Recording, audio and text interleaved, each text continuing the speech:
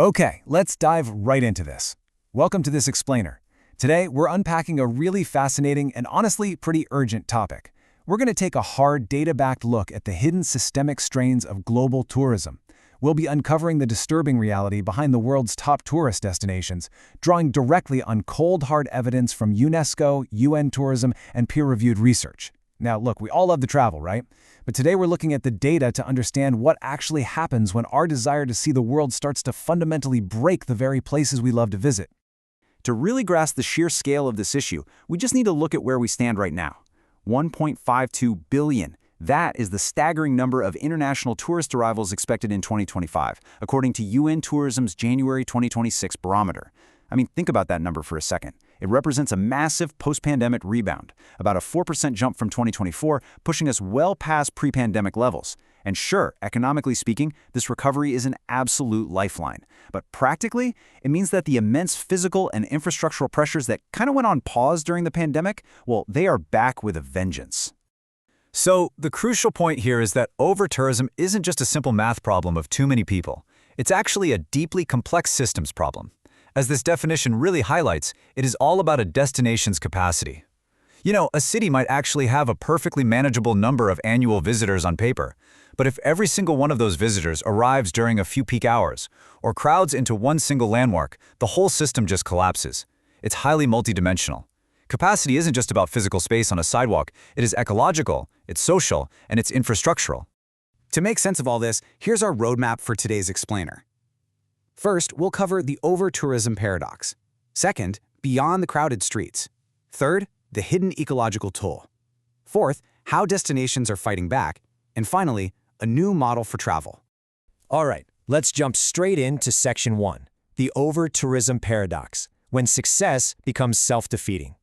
So, the real paradox of overtourism is that travel itself isn't inherently bad. I mean, it funds heritage protection, it connects different cultures. But unmanaged success, that can fundamentally change or even entirely destroy the very things that made a destination so attractive to begin with. We constantly hear this myth that tourism just automatically benefits locals because it creates jobs. But when you look at the reality, those benefits are incredibly lopsided. What often happens is that large, external investors swoop in and capture the revenue, while the actual local residents are left holding the bag, dealing with severe traffic, skyrocketing rents, and nonstop noise. At the end of the day, an economic boom on paper doesn't always translate to a better life for the people who actually live there. Which brings us to Section 2, beyond the crowded streets, the invisible social costs. Now, this number perfectly punctuates the very real housing crisis triggered by unregulated visitor demand, 10,101. That is the exact number of tourist-use housing licenses that Barcelona expects to revoke, according to their 2025 tourism management docs. Think about how massive that is. Short-term rentals pull available housing right out from under long-term residents. When thousands of apartments get flipped for tourists, local rents just surge, and families get displaced. It's a huge issue, and Barcelona is now explicitly linking their tourism regulations to protecting housing availability for their own citizens. And you know, this social cost takes on totally different shapes depending on where you are. Just look at the contrast between Venice and Angkor. Venice is struggling immensely with this extreme concentration of day trippers and cruise passengers, which has basically wiped out everyday public spaces for the locals. Normal amenities just vanish, and boom, they're replaced by endless rows of cheap souvenir shops. But then on the flip side, UNESCO reports that Angkor faces this huge risk of cultural commodification. We've all scrolled past those perfectly staged social media photos, right? But Angkor isn't just some empty, pretty backdrop. It's an inhabited, living landscape. The massive challenge there is figuring out how to present a culturally significant site without erasing the local religious practices or turning this deeply sacred heritage into nothing more than a commercial photo op. Moving on to Section 3, the hidden ecological toll, water, waste, and climate feedback loops. Mass tourism places a genuinely immense burden on our natural resources, and this brilliantly illustrates the climate impact. The scary part here is that fragile ecosystems, places like coral reefs, alpine environments, endemic islands, they recover at a much, much slower rate than tourism demand grows. Consider this massive slice of global emissions driven by travel. A peer-reviewed study in Nature Climate Change estimated that tourism's global carbon footprint was roughly 4.5 gigatons of CO2 equivalent back in 2013. That's about 8% of all global greenhouse gas emissions, driven by flights, transport, and hotels. And this creates a really terrifying feedback loop. Think about it.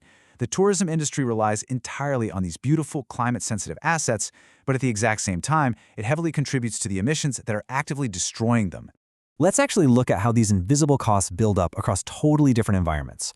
This breakdown shows the hidden ecological and infrastructural realities in 3 very distinct places. First up, Venice. Venice proves that pulling in massive revenue just does not equal sustainability when day trip crowding is literally breaking the city.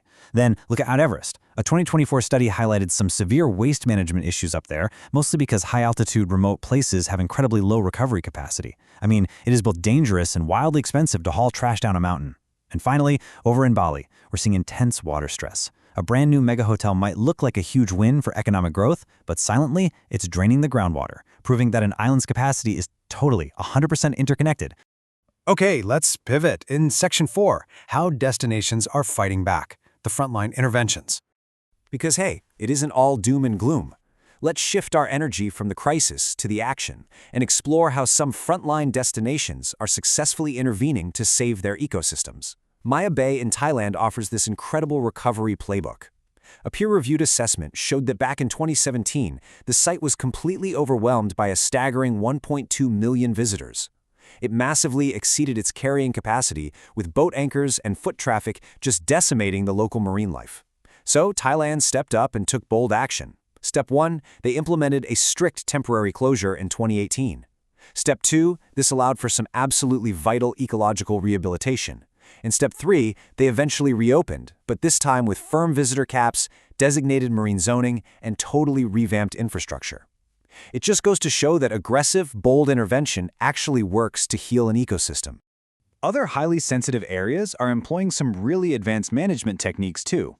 The Galapagos Islands, for instance, are incredibly fragile just due to their isolation and endemic biodiversity. In fact, UNESCO identifies invasive species brought in by transport and visitors as a massive threat there. So to fight back, the Galapagos leverages incredibly strict biosecurity, protected area rules, and hard visitor quotas to stop ecological contamination in its tracks. Meanwhile, over in Peru, Machu Picchu is dealing with severe heritage wear and tear. Based on carrying capacity studies, they are now using UNESCO-monitored visitor flow management, strict timed entry slots, and route diversification to make sure that the daily admissions never overwhelm the physical limits of the mountain. Which leads us to our final section, Section 5, a new model for travel, rewriting the social contract. Look, if the old way of doing things is actively breaking our favorite places on Earth, we have to fundamentally shift our metrics. Essentially, we need to rewrite the social contract of travel. The old paradigm measured success in a really simplistic way: total annual visitor counts and total revenue. The assumption was always just that more is better. But the new paradigm demands that destinations stop chasing this illusion of unlimited growth. Instead, success has to be measured by the condition of the ecosystem, housing availability, resident well-being, and, this is critical, managing peak demand. Take Santorini as a great example. The island isn't necessarily overwhelmed 365 days a year, but it absolutely breaks down on peak days when multiple massive cruise ships dock all at once. The new model requires managing those temporal spikes through smart cruise scheduling and timed access, making sure to test infrastructure capacity before ever expanding demand again.